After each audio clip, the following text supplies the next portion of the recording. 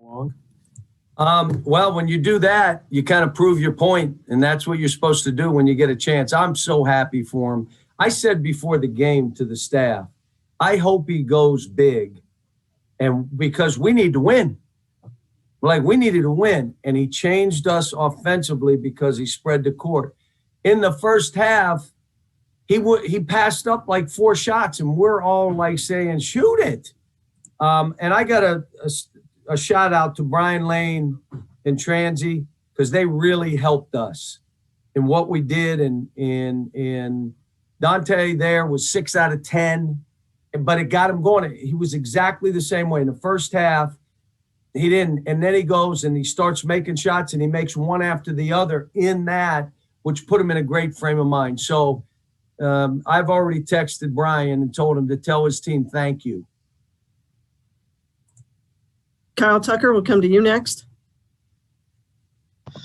Cal, what did Dante do tonight that you hadn't seen him do yet? Or how has he gotten to the point that he could do something like this where maybe he wasn't before?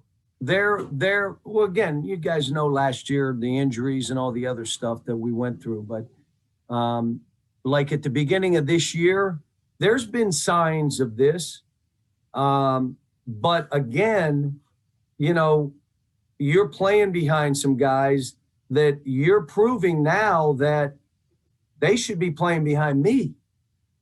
He changes our team. The reason we couldn't score, and you guys all know it, guys couldn't make shots. And it doesn't matter what you run, you know, and it becomes contagious. And I'll tell you what, it bleeds into free throw shooting. So him being able to do that, I told the team after, he's earned more minutes, and some guys are going to end up having to play less.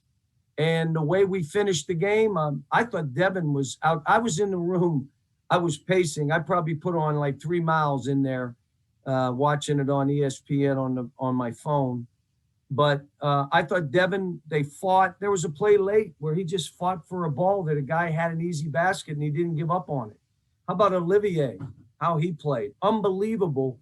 And then all we talked about all week, 10 rebounds, he got 14 and made the big 3 that spread the game open after Luke missing 2 game winners. It shows what he is. And Lance, I thought Lance fought crazy and did good stuff. So, you know, these kids deserved something good to happen, and it did.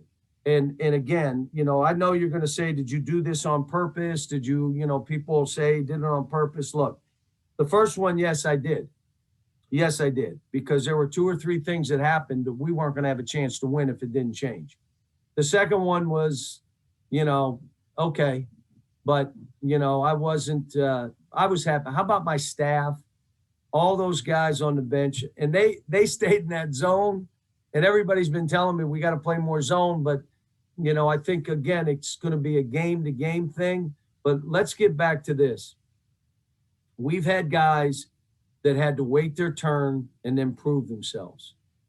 Dante's attitude was so good, never changed, always a great kid, coming in, spending extra time, and now he had his chance. And now all of Kentucky's going crazy. And you know what? You could say, Cal, you screwed this season up. Maybe I did. But I'll tell you this, I said it every year. Every one of these kids will get a chance to prove that they should play more or less. They will get a chance. Some guys don't take advantage like Dante did. Dante took advantage. This was a big-time win now. Big-time win. Jerry Tipton will come to you next. John, I apologize if you've already been asked this, but earlier, I think last month you said getting ejected at Arkansas was like a pivotal thing, kind of changed the whole season. I don't necessarily, were you thinking about that at the moment or afterwards? But in any case, can this win do something like that? That's, Jerry, it's I don't know if I've ever said this before. That is a good question. I don't think I've ever said that to you. Have I? No. Okay. So mark down this date because I probably won't ever say it again. But here's what I will tell you. When I walked off, I said, this is either going to be a good thing or a bad thing. And then when we started making our run, there was a lot of time now. So I knew it wasn't 4 minutes. It was 9. So we watched it, and I'm in there with Kevin Sargent, and I'm like pacing and going, and it gets close, and now I'm saying this could turn into the same thing. What I did after the game, I snuck in the back of the locker room in the far corner before they came in, because I just wanted to enjoy that celebration. I wanted to see it. I wanted to enjoy it. And I wanted to remember why I do what I do, to see that kind of stuff. And then doing it without me, which is even better. It's better. They don't need me. What we've practiced and what we've done, there was a lot of carry. We're still making errors. We are. There's still some breakdowns on execution. But we just needed to win one to get going. And now to start the season off, we're 1-0. All this other stuff, we're 1-0. We use preseason to get us ready for our league play. And you know what? It got us ready. Daryl Bird, you're next. Yeah, John, you've seen in baseball, a hitter will go like an 0 for 40 slump. If you can just get that one hit to go through, it can change everything. I'm curious, does that work the same with a team to finally punch through just the pressure that comes off getting that one breakthrough? Maybe, but here it is again. It was one guy. Now, Davion played okay, but he made one big play. Lance fought. Jacob played okay, but he made that. Devin missed a shot, and he tips that in. That was a huge play. But the team changes when you have one guy that we're doing all of our stuff, and that guy spaces the court. You end up playing 4-on-4 now. But we got some other guys that got to play better. And I told them, if you fall in line with the execution, you'll start playing better as an individual player. John, I don't know if that answered the question, but well, let me say this. In a baseball sense, if there's nobody getting hits, what does somebody do with the bats? They go over with another bat and start whacking at the bats because no one can get a hit. And for us, it's contagious. Like Dante made a bunch, and then all of a sudden, Olivier makes one, which was the biggest play of the game to get it to where we had a little bit of a gap. Okay, time for 2 more. John Wong, you're first. Hey, John, you said you use the pre-conference to get ready for the conference. We also hear you always say that you use the conference to get ready for March. How are you preparing this team differently? Are you still playing for March? Yes, absolutely we are. Absolutely we are. I'm just watching football teams that were like 3-8 playing in bowl games. We don't know where any of this stuff is going. I'm trying to, my mission through all this, and my heart has not changed. I can't do stuff for kids that they have to do for themselves. Like Dante had to do this. He had to work his way, and now he's earned that spot. Here's what I would say. We're 1-0 in our league. Everybody that's watched us knows how close we were. And I know there are people close, our fans will go crazy, and they have a right to. It's Kentucky. But everybody else is looking and saying, you guys are right there, man. You got a chance. But we needed something good to happen. The Notre Dame, the Louisville, all these, they make a bank, we miss a set.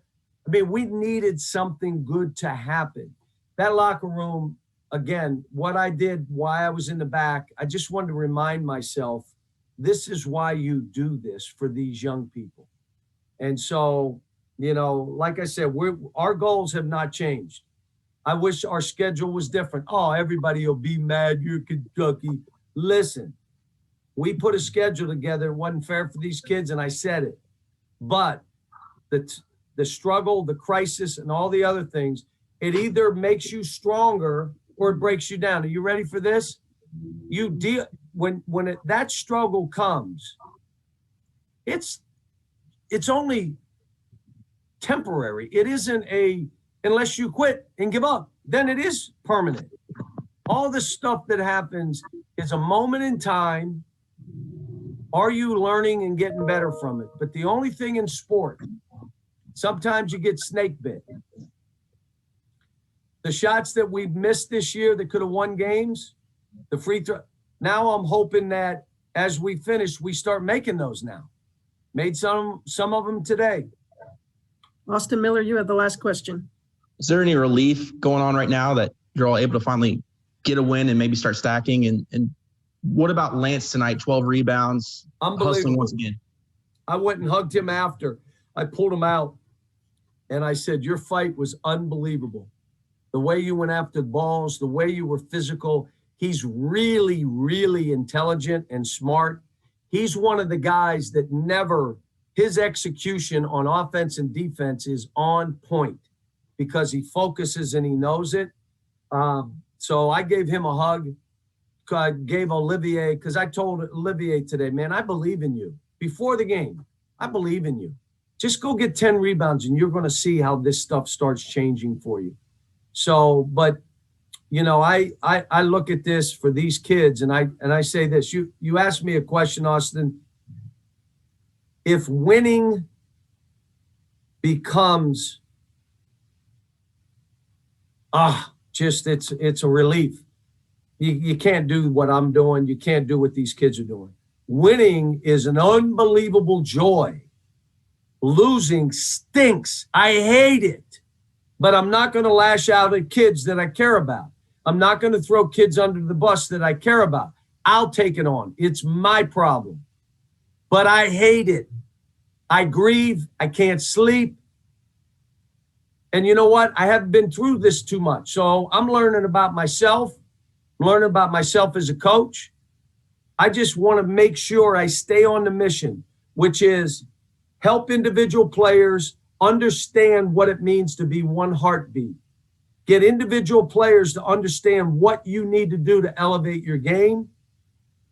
And then, for me, have joy in this. Have fun. I'm telling you, this was about joy, not a relief. Not for me anyway. All right. Thank you, Coach.